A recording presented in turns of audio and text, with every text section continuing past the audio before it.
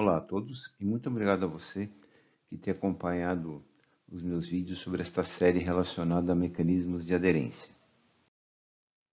Meu nome é Marcos Fernandes de Oliveira, eu sou químico com mais de 30 anos de experiência em tintas automotivas. Atualmente sou consultor técnico, proprietário da M. Fernandes Consultoria Técnica e Treinamentos e professor do curso de pós-graduação em polímeros e tintas das faculdades Oswaldo Cruz, qual recomendo também como uma ótima opção para aperfeiçoamento profissional. Eu quero falar hoje um pouco sobre pintura de plásticos. Existem várias metodologias para se pintar plásticos, para preparar a superfície para receber uma pintura. A flambagem é apenas uma delas. Existem outros métodos, por exemplo, como utilização de promotores de aderência, como poliolifinas cloradas diluídas em solventes, que oportunamente eu vou estar também preparando um vídeo sobre isso, que existem aí umas propriedades importantes aí relacionadas à difusão da poliolefina pelo polímero. Então existem aí alguns detalhes que eu gostaria também de discutir oportunamente. Okay? Lembrando que você pode adquirir aqui o curso completo de aderência buscando aí o link que se encontra na descrição do vídeo. Então são mais de 8 horas de videoaulas falando apenas de aderência. Isso em várias situações. Plásticos, metais, madeira, as propriedades relacionadas à tensão superficial, por exemplo. Ok? Bom, voltando aqui então ao nosso tema, por que é tão difícil a gente conseguir pintar plástico? A pintura do plástico começa justamente pela baixa energia de superfície em relação às tintas aplicadas. Então, as tintas elas têm uma determinada tensão superficial, que nós vamos estar discutindo um pouquinho mais aqui na frente, e a energia de superfície ela é muito baixa no plástico, resultando num fenômeno parecido com o que nós estamos vendo aqui nessa figura. Então, a tinta é aplicada e tem uma repelência dessa tinta. Então, essa tinta não consegue umectar, ela não consegue se espalhar na superfície, formando um filme uniforme, e com isso proporcionando aí uma condição boa de aderência ao final. Okay? E por que eu tenho essa baixa energia de superfície? Ela é causada principalmente pela elevada cristalinidade que os plásticos de engenharia apresentam. Então, esse elevado grau de cristalinidade causa uma certa rigidez na superfície do plástico, dificultando essa aderência. Tá? Então, essa cristalinidade ela precisa ser trabalhada para que eu possa conseguir melhorar as condições de aderência da minha tinta. A baixa solubilidade e ataque por solvente orgânico também é uma característica muito importante dos plásticos. Então, eu não consigo solubilizar facilmente uma superfície plástica. Não seria fácil, eu colocaria um solvente orgânico bem ativo, que solubilizaria levemente a superfície, criando aí uma condição de ataque em que a tinta conseguiria aderir na interface do plástico. Mas isso não é conseguido apenas com solvente orgânico, muito difícil. Tá? Existe um tratamento, por exemplo, químico, que já é outra história, que também faz parte dos processos de preparação de plásticos, em que eu tenho um ataque químico na superfície, mas aí é feito com ácidos, é uma outra história. E também ela tem algumas restrições ambientais. Oportunamente também eu vou estar falando um pouco sobre isso. A presença de agentes desmoldantes.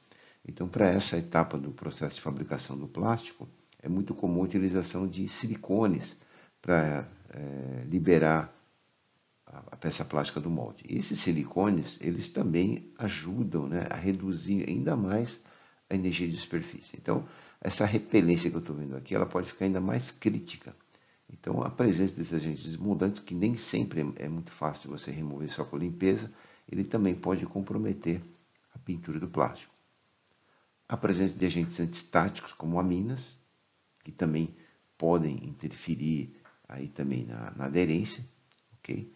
Então, esses resíduos também, eles podem acabar dificultando também a ancoragem da tinta.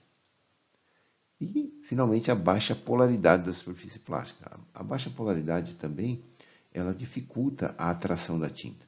Então, quando eu tenho superfícies com baixa polaridade, a tinta também não é facilmente atraída para a superfície. Então, com isso, eu acabo também prejudicando o processo de aderência. Bom, aqui eu tenho um exemplo simplificado de como que é o processo de flambagem. Então, basicamente, a flambagem, como o próprio nome já sugere, eu tenho aí a aproximação de uma chama sobre a superfície plástica, e essa chama vai proporcionar algumas alterações na superfície. Tá?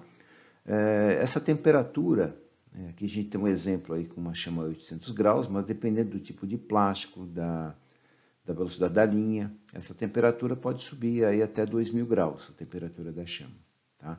E essa velocidade, essa distância também pode acabar variando. Tá? Mas o importante é que a gente saber que o que a flambagem faz.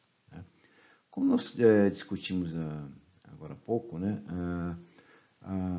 Os plásticos de engenharia eles têm um elevado grau de cristalinidade. E essa cristalinidade ela acaba proporcionando uma baixíssima energia de superfície na peça plástica, porque deixa o polímero bastante rígido. Okay? Então, o que a flambagem faz é alterar um pouco essa cristalinidade. Então, na interface, ali, coisa de nanômetros, essa chama ela destrói levemente essa cristalinidade, criando aí uma topografia, uma rugosidade, que vai causar também, primeiramente, uma aderência mecânica, vai favorecer a aderência mecânica.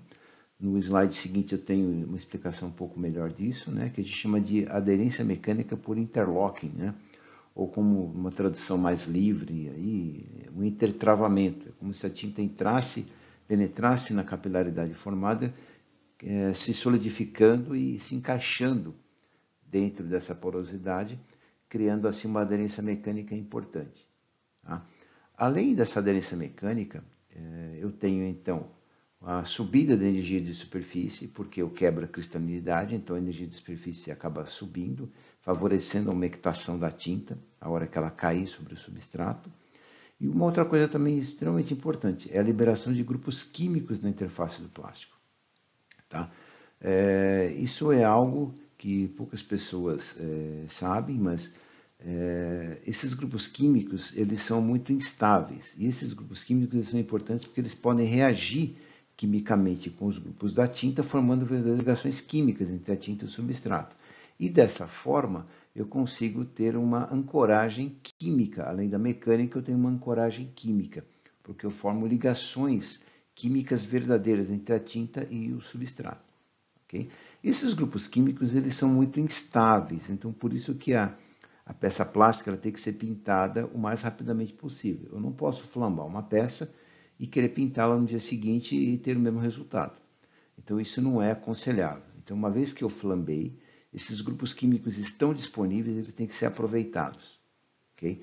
Senão eu vou ter apenas basicamente a aderência mecânica. É importante em peças plásticas eu ter também a aderência química. Okay? Então isso é causado pelo rearranjo das moléculas de carbono e oxigênio pela ação da chama. Então basicamente eu causo uma oxidação nessa superfície, gerando esses grupos químicos como hidroxila, carboxil e carbonil. Tá? Então são extremamente importantes, né, esses grupos para o processo de aderência em si.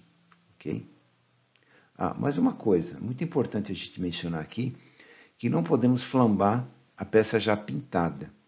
Então, eu já escutei relatos de clientes que pintam, que aplicam flambagem sobre peça pintada. Então, o verniz acrílico já curado, o verniz PU já curado, e recebendo aí uma flambagem. Isso não é recomendado, porque o verniz ele não é desenhado, ele não é projetado para suportar, né, esse tipo de tratamento. Então, com isso, você corre o risco de destruir e degradar a superfície do verniz.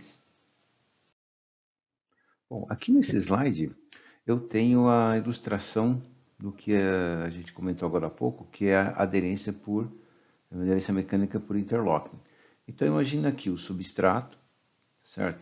O substrato aqui, deixa eu ver se eu consigo, consegui colocar aqui o laserzinho aqui, né? Então imagina o seguinte, eu tenho aqui o substrato, a interface substrato-tinta. Então, se a gente puder observar aqui numa escala microscópica, nós vamos verificar aqui a presença de uma rugosidade, né, de uma formação de capilaridade aqui, né, criada por essa quebra da cristalinidade. Então, essa quebra da cristalinidade provoca essa mudança na topografia, criando uma certa rugosidade no substrato. Okay? Então, não é bem como o pessoal costuma dizer, eu estou abrindo os poros do plástico e depois esses poros se contraem. Não, não é isso.